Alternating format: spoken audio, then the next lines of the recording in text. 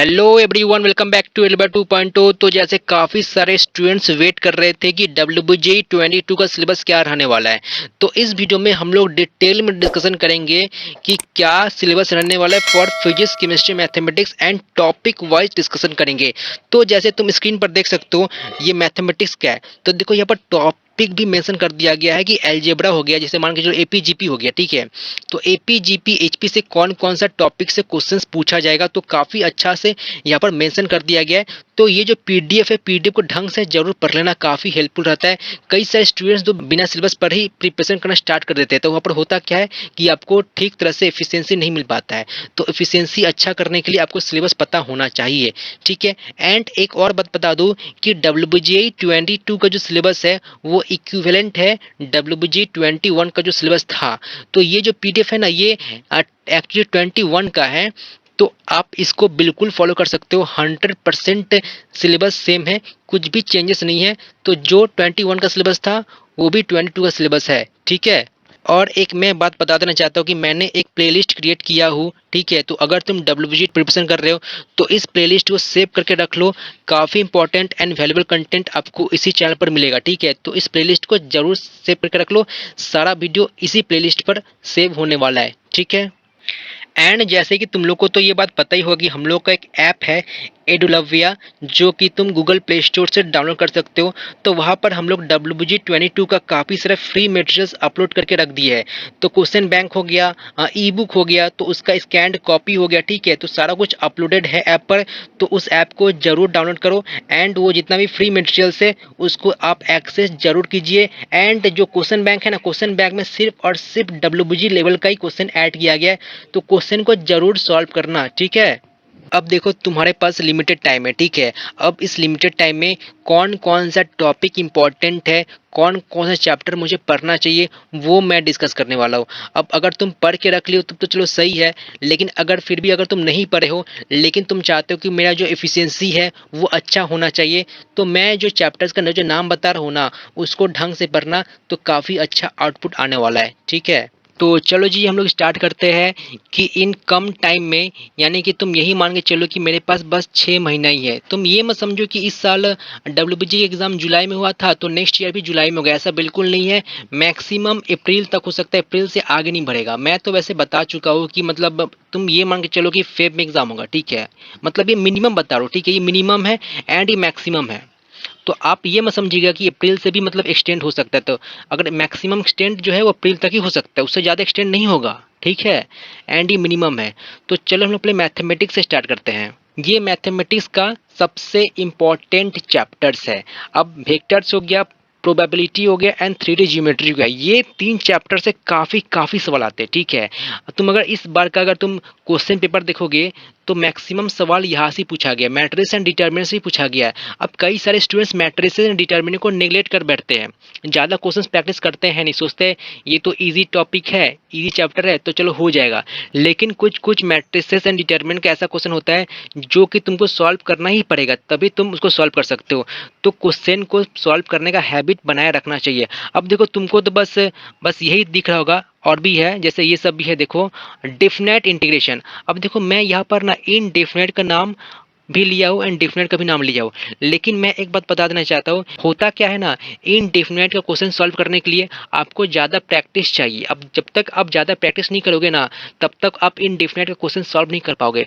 तो मैं आपको यही सजेस्ट करूँगा, पहले आप डेफिनेट इंटीग्रेशन का क्वेश्चन सॉल्व करो, प्रॉपर्टीज याद रखो, प्रॉपर्टीज याद रखे, क्वेश्चन को सॉल्व करने का कोशिश करो, अप्लाई करो कि प्रॉपर्टी की, हाँ ये क्वेश्चन में ये प्रॉपर्टी अप्लाई किया जा सकता है। तो पहले डिफिनेट एंड देन इनडिफिनेट, तो ऐसे आप सॉल्व कीजिएगा, ठीक है। इनडिफिनेट बहुत लंबा मतलब चैप्टर है। एंड डिफिनेट क्या, डिफिनेट आपको, डिफिनेट में ऐसा है कि आप कम इनपुट दीजिएगा एंड हाई आउटपुट मिलेगा, यानी आपको ज़्यादा मेहनत नहीं करना पड़ेगा मैक्सिमम स्कोर करने के लिए। लेकिन इनडिफिनेट में क्या है, आपको मैक्सिमम आउट इनपुट देना पड़ेगा, तभी जाके आपको मैक्सिमम आउटपुट मिलेगा, यानी कि आपको अच्छा खासा मेहनत करना पड़ेगा टू गेट मार्क्स, ठीक है। तो ये आप समझ गए। तो इनडिफिनेट एंड डिफिनेट में यहाँ पर तो चलो मैं समझ ही गए कि हाँ ये 3 चैप्टर इंपॉर्टेंट है, इसको तो आपको सॉल्व करना ही पड़ेगा, ठीक है। एंड और क्या आ गया हम लोग का, permutation and combination and complex number. अगर हम लोग कॉम्प्लेक्स नंबर की बात करें, अब देखो कॉम्प्लेक्स नंबर एक ऐसा चैप्टर है जो कि सिर्फ लिमिटेड कॉन्सेप्ट ही फॉलो करता है। अगर तुम लास्ट 10 ईयर्स का अगर पीडीएफ उठा कर देखोगे तो कॉम्प्लेक्स नंबर से बस कुछ ही ऐसे पोर्शन है जहाँ से क्वेश्चन ज़्यादा पूछा गया है। जैसे यूलर्स थ्योरम से ज़्यादा क्वेश्चन पूछा जाता है, जो e to the power i theta वाला क्वेश्चन, ठीक है, तो वहाँ से ज़्यादा क्वेश्चन पूछा गया है। तो तुम जब देखोगे ना लास्ट 10 ईयर्स, तो पीवाईक्यू से तुम लोग ये पता चलता है कि किस पोर्शन से ज़्यादा क्वेश्चन पूछा जाता है। बस ये बात याद रखना कि आपको इस ऑर्डर में चैप्टर को पढ़ना है, सो डैट आप कम टाइम में मैक्सिमम आउटपुट मिल सके, ठीक है। अब हम लोग आते हैं फिजिक्स में। देखो एक मैं बात बताना भूल गया कि देखो मैं तो कुछ ही चैप्टर्स को मेंशन किया था मैथमेटिक्स में, ठीक है, लेकिन मैं एक बात बता देना चाहता हूँ कि मैथमेटिक्स है ना, मैथमेटिक्स सबसे ज़्यादा मार्क्स कैरी करता है, यानी कि 100 मार्क्स मैथ्स कैरी करता है, ठीक है, 100 मार्क्स। अब देखो 100 मार्क्स को कवर करने के लिए हर एक चैप्टर से क्वेश्चंस आएगा ही आएगा, कोई भी चैप्टर स्किप नहीं किया जाएगा। तो मैं एक बात बता देना चाहता हूँ कि सपोज आपको कोई चैप्टर डिफिकल्ट लगता है, कोई चैप्टर आपको डिफिकल्ट लगता है, लेकिन आप क्या कीजिए, आप उसका एटलीस्ट फॉर्मूला हो गया एंड पीवाईक्यू हो गया, पीवाईक्यू जो सॉल्व करोगे ना, तो पीवाईक्यू के लिए चैप्टर वाइज पीवाईक्यू सॉल्व करो। एक बुक आता है एमटीजी एक्सप्लोरर, तो उसमें ना चैप्टर वाइज पीवाईक्यू दिया गया है। तो अगर पीवाईक्यू सॉल्व करते हो तो कभी भी ईयरली वाइज पीवाईक्यू सॉल्व मत करो, हमेशा चैप्टर वाइज पीवाईक्यू सॉल्व करो। तो आप क्या करो, जो चैप्टर डिफिकल्ट है ना उसका चैप्टर वाइज पीवाईक्यू कर लो एंड फॉर्मूला पढ़ लो। ये दो चीज़ तो एटलीस्ट कर ही लो। जो डिफिकल्ट चैप्टर लगता है पूरा बिल्कुल तरह से चैप्टर को स्किप मत कर देना, नहीं तो तुम बहुत बड़ा गलती कर दोगे, क्योंकि 1-2 मार्क्स के लिए काफी रैंक का डिफरेंस आ जाता है। हर एक मार्क्स इंपॉर्टेंट होता है डब्ल्यूबीजी में, ठीक है। तो चलो जी फेज का बात कर लेते हैं। तो फेज का ये सब चैप्टर्स है जो कि इंपॉर्टेंट है। अब देखो ये जो चैप्टर है ना सेमीकंडक्टर मॉडर्न फिजिक्स, ये 12th का ही आता है, लेकिन काफी सारे कोचिंग इंस्टीट्यूट में इनको लास्ट में स्टार्ट किया जाता है, यानी दिसंबर हो गया, जनवरी हो गया, इस महीना से ये सब चैप्टर को पढ़ना स्टार्ट करते हैं स्टूडेंट।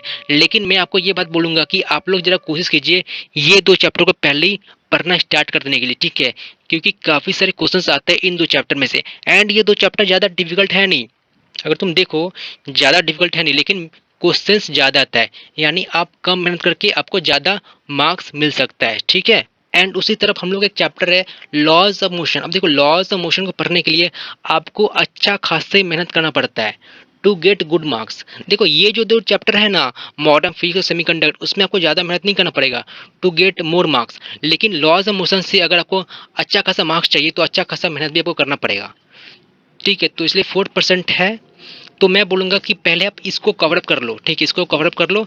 अगर ये हो जाता है देन तुम लॉज ऑफ मोशन एंड उसके आगे वाले चैप्टर्स को मूव करो, ठीक है।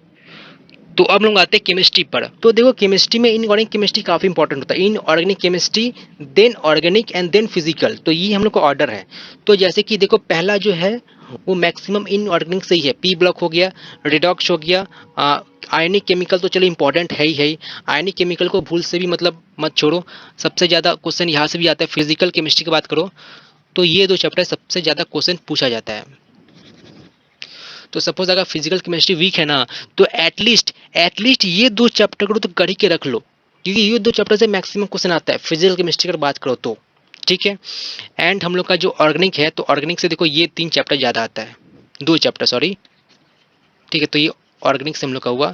एंड एक जीओसी होता है, जीओसी जनरल ऑर्गेनिक केमिस्ट्री, तो ये भी जरा कर लेना आप। देखो बिना जीओसी के पढ़े आप 12th का ऑर्गेनिक पढ़ ही नहीं सकते हो, ठीक है। तो GOC is very important for 12th organic का जो पोर्शन है, ओके। तो आप देख लीजिए, तो इस ऑर्डर में आप पढ़ सकते हैं चैप्टर्स को। मैं बस ये बता रहा हूँ कि आपको किस ऑर्डर में चैप्टर को पढ़ना होगा। देखो हर एक इंपॉर्टेंट है, मैं तो वही बोलूँगा कि हर एक चैप्टर इंपॉर्टेंट है। अगर सपोज कोई चैप्टर स्किप करना चाहते हो तो उसका एटलीस्ट फॉर्मूला पढ़ लो एंड चैप्टर वाइज पीवाईक्यू कर लो, काफ़ी बेनिफिट मिलने वाला है, ठीक है। तो बताओ जी आपको ये वीडियो कैसा लगा। मैं काफ़ी डिटेल में चीज़ों को बताया हूँ कि किस हिसाब से आपको पढ़ना होगा। सिलेबस के साथ साथ आपको ये भी बताया होगा कि कैसे आपको पढ़ाई करना होगा, किसको आपको ज़्यादा प्रेफरेंस देना होगा। तो प्रेफरेंस किसको दीजिएगा आप लोग समझ ही गए होंगे इस वीडियो के थ्रू, ठीक है। एंड जैसे कि मैंने बताया कि जो आपका वीक चैप्टर है उसको आप उसका आपका पीवाईक्यू जरूर कर लीजिए, chapter wise PYQ and formula जरूर पढ़ लीजिए। तो अगर आपको ये वीडियो अच्छा लगा तो सब्सक्राइब जरूर कर ही लीजिए, ठीक है, एंड अपने फ्रेंड्स में शेयर कर दो, ठीक है।